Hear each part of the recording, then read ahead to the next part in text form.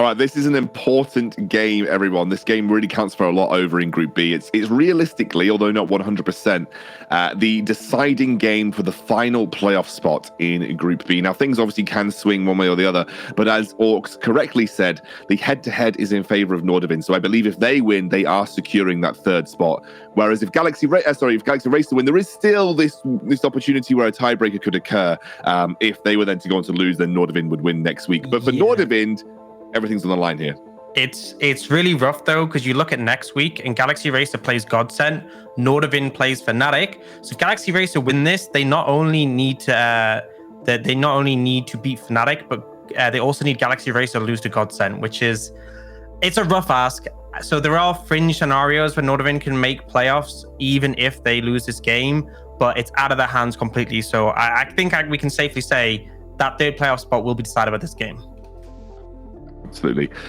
So what are you guys thinking? What the top level here, Gulborg, the top level between these two teams, how do you feel this one goes? Nordavind versus Galaxy Racer, just from your unbiased, extremely neutral, non-country aligned opinion, what are we thinking between Galaxy Racer and Nordavind? I mean, you don't have to worry about it because there's one Dane on each team, so it's completely even out. Well, there you go. So nothing to worry about there. I feel like to some extent this might be very bot centric. We know Galaxy Racer, they love to play around Monk will carry. I think Vindel has been having some good showings. The problem for me with Galaxy Racer has been their inconsistencies towards the mid game, and Nordavind in general kind of. They seem to have some really good days where you can just say this team, they're really playoff ready. And then sometimes they'll have days where they'll just do extremely bad, like we saw in the game against Riddle. So to me, I feel like there's also the potential for it being a bit of a curve diff. This guy has shown off huge on champions like Wukong, where he's just been getting solo kills multiple times, or as a weak side on the Cho'Gath. I think it's that little X factor that might help Nordavind a bit in this matchup. Yeah, I'm kind of interested to see the Rumble come out as a first pick, just with how much the priority has dropped since you got those nerfs. I like the fact that they pick up the Lee Sin. It's got the flexibility. It can challenge Rumble in the early game as well. And Thresh, I think, frees up your AD carry pool quite a lot, because one of the concerns against Rumble, if you're an immobile AD carry, he just throws the equalizer down. You struggle to get off it. You kind of sometimes get shoehorned into picking things like Ezreal or even like a Kai'Sa who can move quickly off it. With the Thresh, that's not as much of an issue. We're going to see this is the classic answer into Thresh. The Nautilus gets picked up a lot. I think you talked a lot about it on cast yesterday, where you kind of said whichever guy lands the hook first, realistically, is in a pretty good spot, or whoever wastes the hook, and then gets caught out for it potentially can be in a rough spot. But it'll be the Varus immediately responded to, and we'll see what Nordavind decide to go. Now, Ericsson did play the Galio yesterday, and it wasn't maybe the most impactful that it could have been. It was against the LeBlanc matchup, I think it went for, but it will be the Aphelios. So Aphelios Thresh, the very classic combo, gets locked in. Yeah, I feel like when you take the Thresh like this, it's quite indicative that that their Aphelios will come in on third here. And you talked a bit about the Galio. I actually don't think this champion has had the biggest success in our league just yet. We just saw it lose once again here with the Camille Galio, and it just seems like you are losing a lot of priority. In your mind, it's always like, oh, I can just influence the side lanes, but in a lot of matchups right now, Galio just doesn't have the priority to do so. So the pick becomes a bit of a bait pick. But now going into the second ban phase, Galaxy Racer, no solo lanes has been picked by them so far, and the same can be said for Nordavind as well, because Lee Sin for the most part on this patch are going towards the jungle. Yeah, and we see the Jace coming out as a ban. I really like that. I think if the enemy team has Jace Varus, you really can't function well as that Aphelios because of the range. Something I'm looking for Nordavind is you want some form of sort of reliable engage or something that allows you to force in a fight to extent. They have the Lee Sin, which is a window, but it's not super good at finding those engages at every opportunity. And the thing is, Aphelios is great, but if you're just getting poked down by Varus arrows, we saw that in the games yesterday, it can really be problematic. I think one of the main reasons that we saw Aphelios do well in the Singularity matchup is that he essentially had shield bots all over the place, like the Karma top, the Rakan as well. But I wouldn't even say he did well in that game. He got completely poked out for most of it. No, but I mean, Singularity should have won that game against Tricked, really. They just kind of threw it in the bin. But I think the only reason they got it, the only reason they got that far in the game is because of the Karma, because of the Rakan backing them up. Now, I mean, yeah, they have the Rumble in the jungle now, so they're locking the Blanc, but you can still go for the Lissandra here and then still draft a strong top lane or just a weak side top lane and try and play for the bot lane with the pressure you're going to be getting off the mid lane counter pick. The blind picked is a rough matchup here. So, I think statistically speaking, over the 26 game that's been globally competitively with the Blanc so far, she only has the 37% win rate against Lissandra. So the odds are not the greatest into that one either. And they finish it up with the Bruiser to just kind of have this briefy frontline as well with the Renekton. But obviously counterpick goes over the curb, and I think this needs to be an influential one. Well, you did mention curb diff. So, I think that they have clipped. Oh my good. He just last minute slaps in Nasus. Is Orcs? Is that enough for curb diff? Like, where does Nasus fit into this comp? Yeah, I mean, I think it offers another threat because the problem I see here is that, you'd want the LeBlanc Lee Sin to get ahead. That's kind of your early game agency. If Aphelios is your only sustained damage in a team fight, I think you can struggle. There are so many tools on Galaxy Racer to make Chrisberg's life hell. Even if he plays it perfectly, he's going to spend so much time not being able to auto-attack. So essentially, if Galaxy Racer engage heavily and commit onto Chrisberg, they're going to be running past Kerberos, and Kerberos will do a ton of damage, has a ton of AoE damage. I still really like Galaxy Racer's comp with the tools they have to force fights, particularly in the mid game. They spike super hard, but I think if they disrespect Nordavind at any point, or if Nordavind's mid jungle pop off, or it goes too late, they may have problems. I think a lot of this game is going to come down to touch as well and the vision control that Nordavind are going to be having, just because of the fact that some of the champions right now on Galaxy Racer, like the Renekton, can still be kited out by the Aphelios. Like, that can be really tough for the Crocodiles to get onto the carries. But the problem is for Nordavind is right now, there's a lot of flank possibilities. The Claw from Lissandra, the Nautilus to come from behind, the point and click CC. Touch needs to be ready with a Dark Passage 24/7, or else Chrisberg will just go down. So a lot of pressure on the Nordavind support for this game. I remember I think it was Tuesday, Gutenberg, we were talking about how Lissandra is also pretty solid into Lee Sin. Lee Sin jumps in, just slap the ultimate on him. There is limited opportunity, I think, to play around this Lissandra for Nordavind, and that's where your side lanes are going to be really important in terms of what kind of you can provide. Now, look, going to get into this game. It's an important one. Initialize and Jamada ready to go. We're going to hand it over to them. Thank you so much, gents. We're still back here on the caster desk, and interesting little adaptation in the end there. I don't think I have ever cast a competitive Nasus.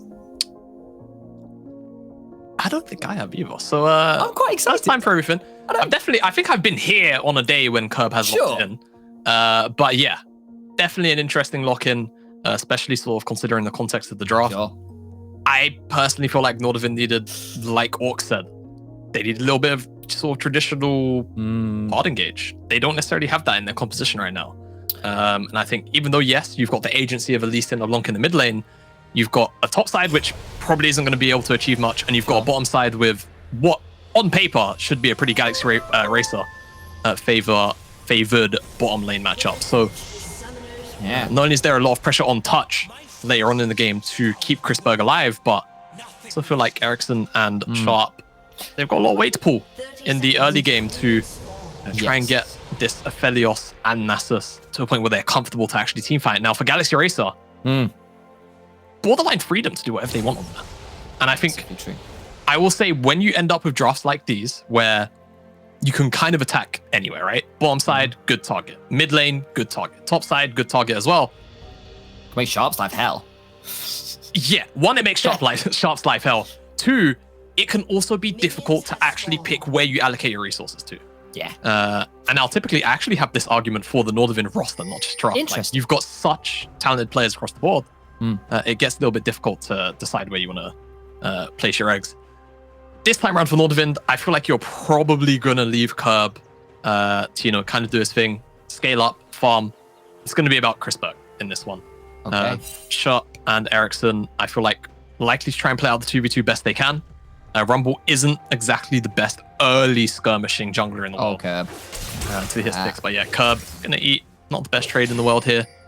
Maybe one or two more auras at worst. But yeah, I mean, at the end of the day, does have lifesteal built into his kit, but expect Khan to play really, really aggressively in this lane to try and deny him as much stacking as possible. Okay.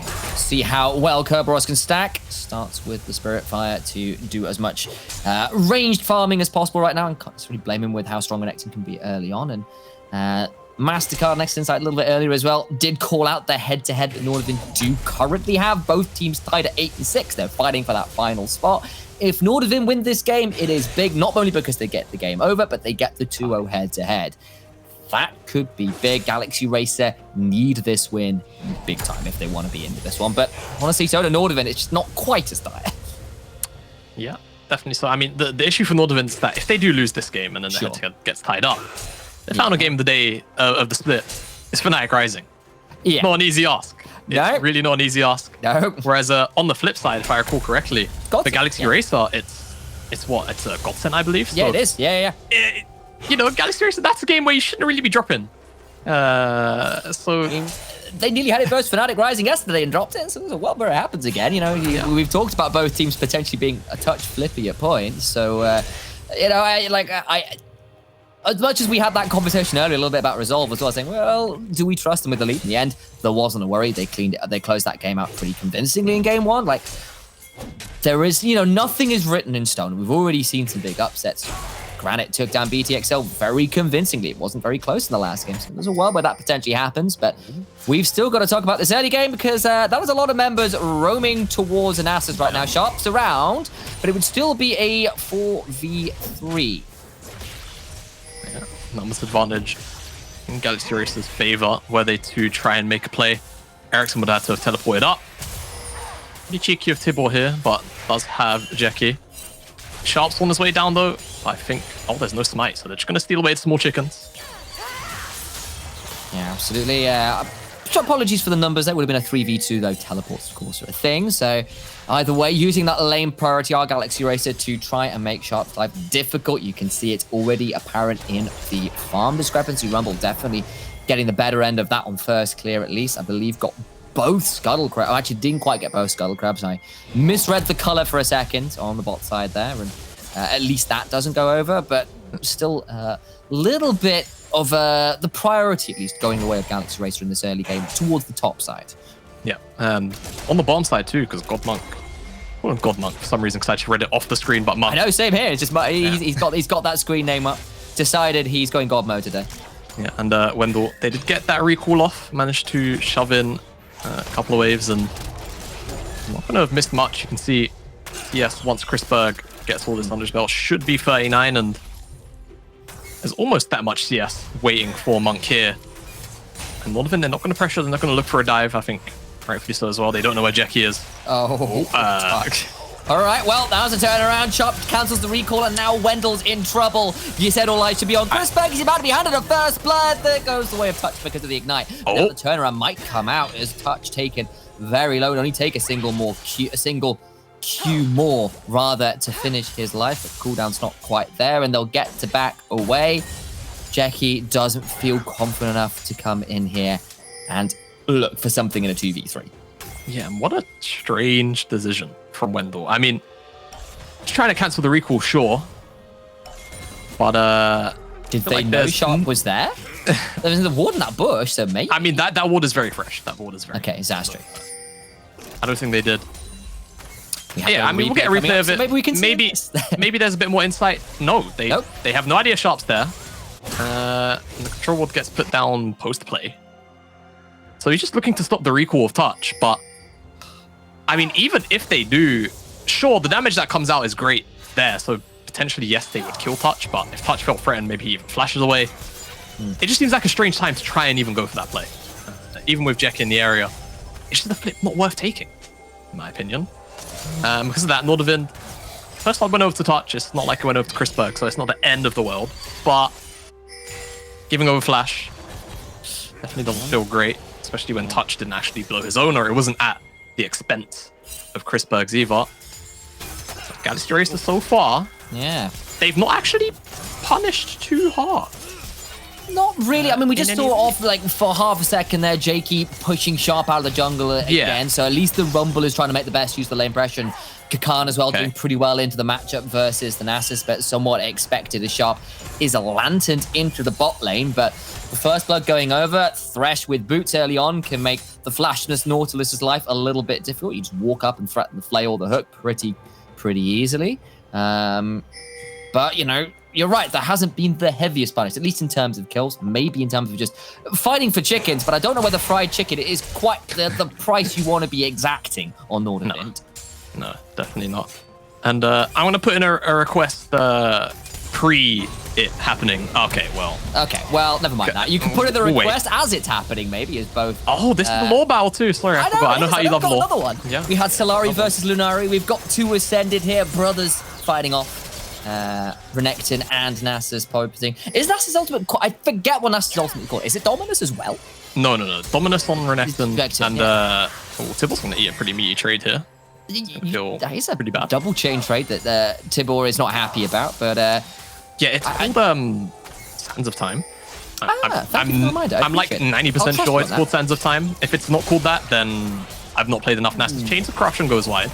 Yeah, does indeed, and that's a bit of a bad one as Kakan goes under tower, but definitely comes out the better on that trade with Dice to get them outside of trouble. Rolls well on that one. And Kerberos just continuing to stack up with those siphoning strikes. We know what Nasus left to their own devices to become. Anybody who's played solo queue, pretty much any elo can tell you that. And all the while... Actually, into my segue. No, go for it. Every couple of minutes, maybe about 7, 8 or so, I'd like to get a stack check, because Kerb, pretty good at stacking. Won't be stacking this wave, though, because he's getting dove. Yeah, he's getting a stat check instead. There's the stun from the Culver Meek, and the Dog of the Sand's going to be put down. No amount of books going to save the Librarian there. But now Tibor and Kakan left in a very difficult situation. Sharp has got the kick into the Sonic Wave, looking for the Resonating Strike going in, but he gets stunned in place. Ericsson gets the kill anyway. Now Tibor is in trouble, but Jakey is here. Throws down the red carpet, and Sharp is the VIP in trade. The hook out of the Glacial Path, though! A double for the LeBlanc. Beautiful stuff. Thinking about taking the Dark Passage, but it's not going to be any more, and that will be a 2-for-1 in trade of Nordavind. Good turnaround from there. Yeah, nice trade to get those kills picked up. Still going to feel a little bit bad on the Nasus side of things to lose a couple of waves, but at the end of the day, when the kills go over to the LeBlanc, pretty okay with that. Especially in a game like this where, you know, you've got a couple of decent targets, mostly the Varus and the Rumble. As you get the replay, wave comes in, it's not a stacked wave, it's not a huge wave, but it's been delivered underneath the tower. And even though you've got the Ghost on Curb, double dash plus the flash from Tibor is enough. And Ericsson walks a little bit far forward, does get chunked, passive popped, but Sharp does eventually make his way up here. Kick onto Kakan like so. And in the river, you see Jeffkey feels like he had the correct LeBlanc. It wasn't, because he's up in the top side, murdering members of Galaxy Racer in a beautiful Death Sentence to make sure that that glacial path cannot be followed up on by Tibor. No escape for him. Galaxy Racer, however, in response, come back out onto the map. They will secure that Herald, and the top tower actually pretty low on plates, so they can look to take that one down.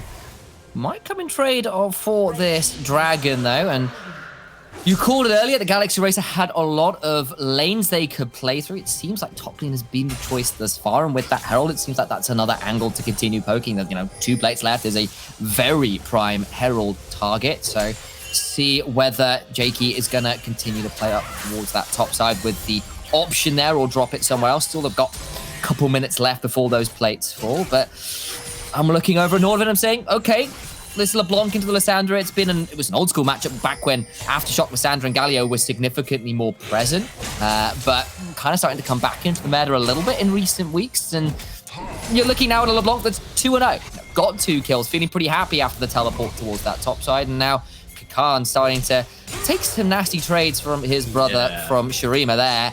Soulfire and Siphoning Strike starting to hit pretty damn hard just with the Sheen and infantry. Yeah, definitely so. And starting maybe a little bit premature, but Galaxy Racer, they've not really punished a lane too hard. You can obviously, you know, look at the top lane CS and be like, okay, Curb's down. You know, that's a pretty substantial amount of CS to be down right now. About 30, give or take.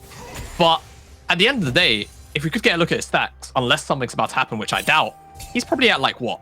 A little under 200, maybe even at 200. Something like that as a... Both fight, elements pop. Curb wins. Kaiju fight again. Here we Curb go. wins. But Kakashi just loses it. He's going to have to flash away. There's not quite Ghost on cooldown. It's going to be up very soon. And the speed buff ain't even needed. Just whacks him on the head. Decane indeed.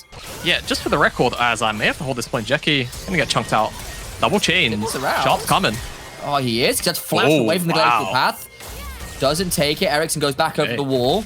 And that will be summon a pop for Ericsson for the temerity of going forwards. But now Monk will be left alone down here.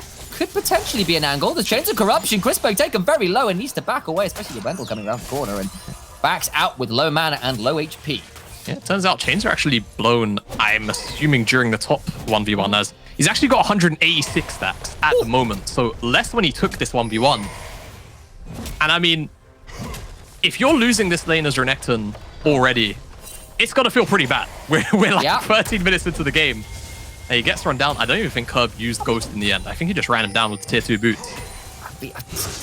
Gotta be Fury management. You saw it was full at the end of the play, not at the beginning, and the healing wasn't there. And Kerberos goes, well, great, I've got the stat advantage right now, and just whacks him over the head with the cane a few times. Yeah, and here's the thing. If he's already winning the Renekton lane, who's going to hold him on a side lane? Exactly, the answer is no one. Going to stun him and run away and hope. Like, Curb is eventually going to be an issue, and the last time that we did see the Nasus come out, I want to say it was against Tricked. Maybe week 4. You wouldn't know. Yeah, I want to say it was week 3 or week 4, and a big portion as to why there was so much pressure in that game for Nordavind was off the back of the of that pick. Nasus did a lot for Nordavind. I don't actually recall if they won it. Actually, they did. They did win. Double check right now. So yeah. Thank you. You're welcome. It's cool. I got you. On my own point, by the way. I know, it's all right. I should know, but it's all right. Say, well done. You keep going on your point. But yeah, like an offer right now. The point is, play by play. The point is, Kerberos ahead already. Yes. So early on into the game, it does definitely. It's good. It's good signals, good vibes for Nordavind, as we've seen this once before. The turnaround might be here, but now there's the rage stacking up. There's no flash, but it can be a stun available. The healing coming through means this isn't going to be a straight up kill necessarily. Takes the tower shot, has to back away. Ghost was popped by Kerberos, so that is something. Now the dive in the bot side occurs. The equalizer is popped, and it will be a knock-up onto Touch, but it'll take more than a touch to bring him down, and that amounts to very little. Piercing Arrow doesn't do enough to stop the recalls there, but the tower is going to get shoved into here. Still 30 seconds on this Infernal Drake, but maybe with the recall timings and Kerberos teleporting top, I wonder whether Nordavind are saying, yep, we're not going to play around this Drake coming up. Yeah, I mean, I feel like Nordavind can play around this dragon if Curb can keep... No, okay, couldn't keep Khan in the top side. So this is where things get a bit tricky, and especially with Crispberg and Touch kind of chunked out. Maybe not the best play, but I'm looking at, the ult economy at the moment of Galaxy Racer. It's just Alessandro up, so they're not necessarily feeling too confident either. And with that in mind, Nordavind say, okay, gonna take your bluff. We don't think you're actually gonna come and fight this one. And Kerberos has made his way down. Moseyed on over. Kakan walking back to the top side. So second dragon picked up. And when you've got a Nasus stacking on a side lane and you've got to draw members to the dragon every 5 minutes, the Galaxy Racer then becomes 2 fronts that you have to answer to. And very swiftly, you've got to be very decisive about it, because eventually Nasus will just kind of bop your tower 4 times and it'll die. He's got Divine Sunder, and it's getting to that point. The stacks are there as well. It's getting pretty down. It's already at a point where that tower is looking mighty fragile, and then you've got the 2 dragons. They burnt the teleport topside, just going to walk over and take it anyway. Oh, Monk's dead. Monk's in trouble. Unless somebody teleports to save him, he's dead. There is a teleport potential available. There's a Chains of Corruption. Going to try and save this one out. Kerberos now has to walk away. The chain! Try and interrupt. Does root and prevent it. Now Monk is in trouble. He's going to try and get out, but a Monk versus an Ascended Demigod ain't going to be enough. Ericsson going to flash over the wall, trying to survive on the top side. Plays in every single damn lane at once.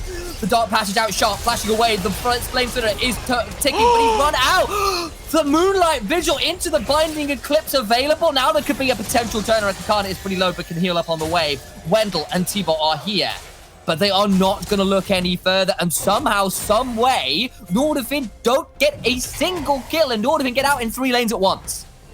Straight up. You've used the term daylight robbery a couple of times today. I'm going to use it here. Nordavind should have lost at least one person somewhere. Literally. How in every lane? Lane. So, down here, I've been kind of called it. If Galaxy Racer don't get some other member down here via teleport, Monk's dead. And comms come through. Kerberos continues to chase because Ericsson is able to get that cancel out. And I mean, Monk just becomes 12 more stacks to Kerberos. And somehow, despite all of the CC, Ericsson finds a window to actually flash out. So there's Chrisberg on the top side away from that equalizer. And Jackie, I don't know, a little bit of indecision on the flash. Wasn't really sure about whether he had damage to kill Sharp on a couple more ticks. Means that he isn't able to take him down either. So somehow no one on Nordavind dies, and they find the pick on the bottom side. And now all of a sudden Kerberos pretty close to well, he's got a bit of a Build-A-Bear going on with his items, but it's more to do with stacking up as much ability haste as possible. Yeah, that bear's going to turn into a grizzly real quick. That's not some cuddly, soft like bear. That's like Annie's looking on in jealousy right now. You know, that Nasus is going to get increasingly scary. We said like who's going to answer the side lane. Monk can't do it. We've seen Kakana in trouble with that one. Okay, we've ticked off Monk certainly. Yeah. Kakana is looking a bit dicey.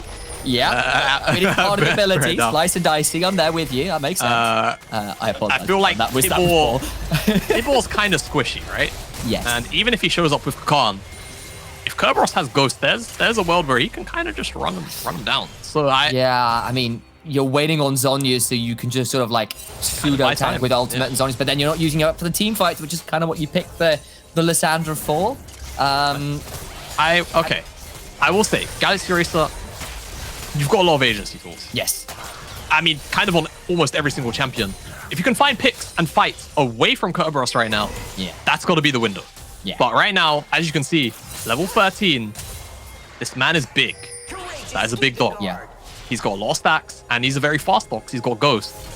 You've got a lot of CC to lock him down, but honestly, he's going to be so tanky. And if you're focusing on Curb, you're not focusing on Chrisberg. You're not focusing on the LeBlanc either. It's going to be a wither. It's going to be a kick over the wall. But now the fight commences, and Chrisberg has the flash, and he is dead to right. The VIP is down. And that was something I wanted to bring up. Latibo goes over the wall. It's a Glacial Prison into an Ever Frost. Ain't that appropriate for Lissandra of all people? Put on true ice. And that is the team fight they were looking for. 3 for none. And we said Galaxy Racer had agency, Jamada. They use it pretty well there in the mid lane. Yes, and they kind of just have to do this off cooldown at this point. Yeah. If they don't, they're just going to lose out on the map. Oh, so slowly, and then eventually very quickly. Fighting, I mean, Kerberos is here, but to be honest with you, it's just great kind of... The kick kind of kills Chrisberg, actually. Great in the end. Yeah, just kind of kicks the Nautilus on his face. And from that point onwards, you know, Curb great, gets the stack there, gets to run away, but Ericsson, or rather Tibor, beg your pardon, on the top side, able to get a lot of lockdown onto Touch and Co. So find more kills on the backside of that fight. And I mean, this is the only way I feel like Galaxy Race can play these fights at this point. Or just kind of play out the entire game. Press your R keys, and just walk forward, because if you can't do that, Kerberos is going to take over the side lane. There's nothing else you can do right now. Aren't available right now because they used them before the dragon comes up, and I don't think they're going to be off cooldown quite in time. Rumble has equalized, that's something, but look at the Glacial Prison, Frozen Tomb, there we go. Figured that one out eventually.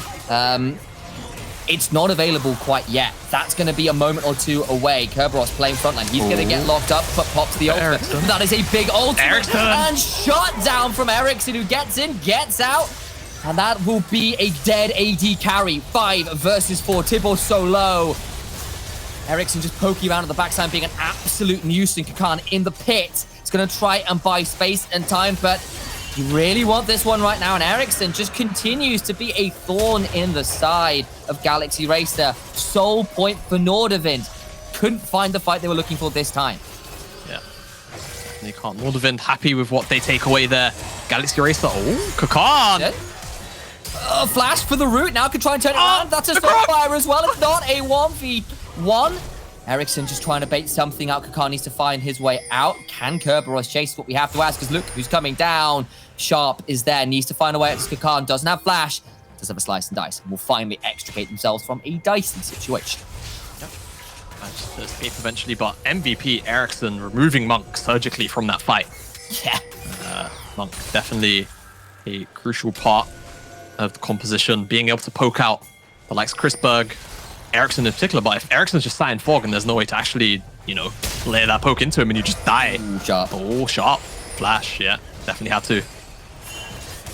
Don't want to get bursted down there. But yeah, I mean, removing Monk, pretty big deal. It's one of the key engage tools as well. And again, Galaxy Racer. Oh, there's a Wither. Press your R keys, but Wither, yeah, that's a lot That's the of RP, damage. that's the Soulfire. The Kane is smacking my away. God. Kakan needs something, anything. Gets a stun, but just falls apart. Just nothing. All right, well, I'm not going to say it's an issue, initialized, but I am going to say that there's a potential problem. It's an issue. It's an issue, Yeah. Commander. It's Yeah. an issue. Yeah. Kakan, he didn't have his Therax, so I'll give him that. Otherwise, it would have procced, unless he just ate through the damage, and that's how much he actually dealt. He also didn't have Dominus, but honestly, that was so one-sided. I don't think it would have mattered at all. So feels very inaptly named there, considering the what that means in Latin. Like that there is no domination occurring right there. That Yeah, is so- yeah. Galaxy Racer, I propose a question to you. Yes. What will you do? Because, again, a lot of our buns. Yeah. And quite frankly, as we've just witnessed, yeah, no one's holding Kerberos on the side lane anymore. I think he had about 450 stacks. Observer could be double checked, just in case I'm wrong. If nothing's going to happen, of course. 444. 444. Yeah. Well, 404 is Renekton not found. And we're beyond that now, as Godmonk just avoid the Moonlight Vigil. Now Wendell can try and find something, because we did say the Galaxy Racer's way back into this is the team fights. They have so many tools to remove Chris Berg from Summoner's Rift pretty much permanently. You have the Lissandra, you have the Chains of Corruption, you've got Wendell and the Equalizer there. Took me a second. Yep. You lay that red carpet out and you are basically relying on Cleanse and Flash and Dark Passage to try and keep Chris Berg alive. That's your angle right now, because Kerberos, he's going to need a few people to come and stop him in the side lane. I've just realized he's been winning versus Kakan, and his only armor has basically been the Glacial Shroud. Yeah. That is kind of sad. He's literally gone into Spirit Visage before he's gone into any other armor. I mean, that's the way it's working right now. Oh, the gold isn't that far apart. Look, it's so Yeah. close. The problem is, we've seen how this 1v1 is going, and that's a glaring issue, as we've kind of decided to call it. I'm putting it in capital letters. Jamada's kind of trying not to think about it. It's and something there's to a go mountain soul point. That's a big deal. But like, the gold is close. And actually, LeBlanc has been very ballsy diving in to try and pick up Monk and stuff. Like, she's diving into a hell of a lot of CC. Point and click CC and like AoE CC. You can, especially because it's not Banshee's Veil second, pick that LeBlanc off if she dives in. Yeah. The team fights are options for Galaxy Racer, but they need to find the team fight of this game in about a minute, because that's the mountain drag. That's the mountain. They need to find the windows. They need to find the windows. I think that's the important thing. It's about seeing Nordavind maybe overstep their reach a little bit, maybe get a little bit too comfortable, and just trying to pull the trigger. Because quite frankly, if you can't, look at the top wave right now. No one's there on Galaxy Racer. That's a dead tower. It's dead. It's dead already. Yeah, like That's 600 gold in Curb's Pocket. It's just sort of like, it is a kaiju movie. This is Godzilla, but in like Runeterran form. The Ruination has nothing on Kerberos right now. Like, the underworld has risen up. It's a three-headed dog, and he's here to take you on a quick trip down the river Styx. Yeah, bonk. Multiple times. Okay, now Galaxy Racer, they do have a lot of the priority here. And if we could get a quick toggle on Nordavind vision, maybe, it could spell a bit of a story on the bottom side. But Nordavind don't even care. They know the amount of pressure they've got on Curbs on the top side. They're just going to flip it at Baron. I say flip it, but quite frankly, with Kerberos there, it's not much of a flip at all. He's going to get spotted out by the blue ward, but still, you can see the mounting pressure of Nordavind. But this attempt could potentially cost them the dragon if Galaxy Racer realize and go and retreat back to it. But it's so difficult because, they set up vision around this dragon, but Nordavind, they don't need this dragon. Galaxy Racer do. This stops Soul, but they're getting pulled across the map, and Nordavind maybe tried to play around this Baron and might still do so. The Dragon's being burned down by Galaxy Racer, and Nordavind maybe a little slow on the Baron play, but here comes Kerberos, and he can pretty much solo this. Eric's just across the wall. He's not getting into the pit to make sure he's off vision. He's just throwing trains across the wall, and now the turnaround begins. Renekton has been in such a difficult position this game. He goes back in, trying to save a life, but Dominus means absolutely nothing. Chrisberg gets the kill, but now the stuns come through. Ericsson goes golden. That will be the stopwatch bomb. This Kerberos actually now in a bit of trouble, but gets a massive amount of healing back. The LeBlanc is desperately low, and that will probably mean that Baron does not fall, and only Kakan in trade is probably a win as far as Galaxy Racer is concerned, because they did get the Dragon as well. They buy themselves 5 minutes. Yeah, 5 minutes is so crucial, but it's also 5 more minutes that Nasus gets to stack up on too. Yep. It's pros and cons. It's pros and cons, really. Teleport coming in from... Oh, no, it's Ericsson. They want the flank. Yeah, I mean, quite frankly, Galaxy Racer, you need to get the hell out of dodge. This is...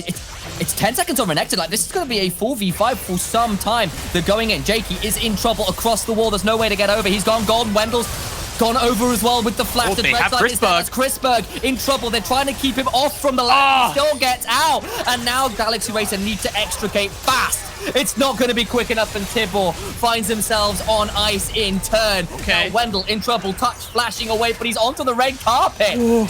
Survives on an inch of HP. Now Kerberos in the bot side is going to have Kakan come and answer him, but we've seen this 1v1. Kakan, you don't win this. Kerberos are out of mana. Might actually be an angle down for Kakan, and the rest of the angle of Galaxy Racer coming up. He's just too quick pace. Man, Nasus is such a champion when he's at this point of the game. It's so ridiculous sometimes. Even with no mana, just enough to basically cast Q off cooldown. Yeah. He can still hold Kakan at this point. So, yeah, Nordavind sitting pretty comfy. This 3,000 gold deficit that Galaxy Racer find themselves in probably feels a lot worse if I had to take a gamble. Solely off of just the amount of pressure that Curb is putting on the side lanes. Now, Galaxy Racer, bit of a back and forth in that mid lane. And I feel like the last couple of, small skirmishes, big team fights that we've just seen over the last 2 minutes or so, Jackie's... started that. Okay, gonna be fine. Khan? You can see the amount of damage. Yeah, you can see the amount of damage coming off Galaxy Racer, right? It's not like it's not like it's not there. But at this point in the game, there's so much to worry about when it comes to backline threat, when it comes to Kerberos on the side lane. Yeah. That it genuinely kind of gets distracting sometimes. So now, and this is kind of what I was talking about here. For example, the amount of damage that is sent back in return by Galaxy Racer, really nice as the previous skirmish as well. And even things like Zonius was the equalizer. Look, Chrisberg can't walk forward. Ericsson can't distort over the wall. Touch almost dies too. You can get nice fights like this. Galaxy Racer can find success even at a gold deficit. Yeah. As large as they find themselves in. However, if Kakan dies right here... Oh, boy. Both at level 16 now. Those ultimates are beginning to become very challenging to deal with. 3 items on Nasus. Okay, big. Chrisberg no flash. Ooh, good call. I missed that because I was thinking stacks. yeah, just had his flash blown by Tibor on a glacial path forward. So potential window for Galaxy Racers to abuse, because again, at these team fights, if Curb isn't necessarily there, he is the main target. He does have GA now though, and of course all of the protection of everyone else on the team. Yeah, Curb doesn't care at this point. 600 gold. I mean, Galaxy Racers, they have to go. They literally have to go in the mid lane right now. We are splitting our view between mid and bot and mid and bot and Galaxy Racer. Painful. The ball is in their court and it is a hell of an awkward shot. Oh my God. I hate to make penalties references. We've suffered enough as Englishmen, but it's feeling a little bit like the pressure is on Galaxy Racer, and Kerberos is a bit of a monster, to put it bluntly. They're going to turn onto the Baron themselves. They're over the back of the pit. Touch can land some people out. Sharp can just get out himself. He's going to get worked. He's still not used the W. He's going to be tagged out. He's just dead. And maybe that's the end. Maybe that's the angle. Kerberos, though, is onto an inhibitor. He's going to keep shoving. Kakan has nothing to say, but the 3v4 continues around Baron. Look at the damage from Chrisberg, though. He's got himself a lot of chakrams to work with. Tibor taken so very low, and the health balls from Jakey now getting a little bit low in turn. The Baron a half HP, and it continues to teleport in, but maybe it can be interrupted, but I don't think with the cooldowns off, they can stop it. Out comes Kerberos. He just literally teleports in front of the enemy top laner, gets the inhibitor, walks away. He needs to be wearing that flipping gentleman, Nasuskin, because that was Pip moves. As well. Dies. Okay. They can turn back for Baron. Yeah, that's unfortunate for Nordavind. Where's Curb? He's gone for it. Zonius, that's not bad. He just dies. Yeah, okay, that might just be Baron for Galaxy Eraser. I mean, it's pretty slow, and they're actually pretty chunked out. Never mind, I take it back. Khan is here, can get on the touch, flashes in for that ruthless Predator. Sharp is here. And so's Remember, Curb. there's the stuns around. Curb is in there. God. And oh my days, you're in the river. I talked about the sticks earlier. This one's looking like the leather. As you want to forget that play, I tell you, absolute disaster. It looked like for a moment there, Galaxy Razor had an angle, but they lose the Mountain Soul. They lose the Baron, and they're looking like they're losing this game. All right, sin forgiven, Ericsson. It's fine. Kerberos will repent for your sins. I mean, look. Curb's damn strong. We've spoken about Nasus for pretty much the entire game. What's up? There's raid bosses and there's that. Good grief. He just walks in. Put on air. All right. Hey, guys. Take it off. He's like, thanks, guys, for the leash. I appreciate it. You can leave now. There's...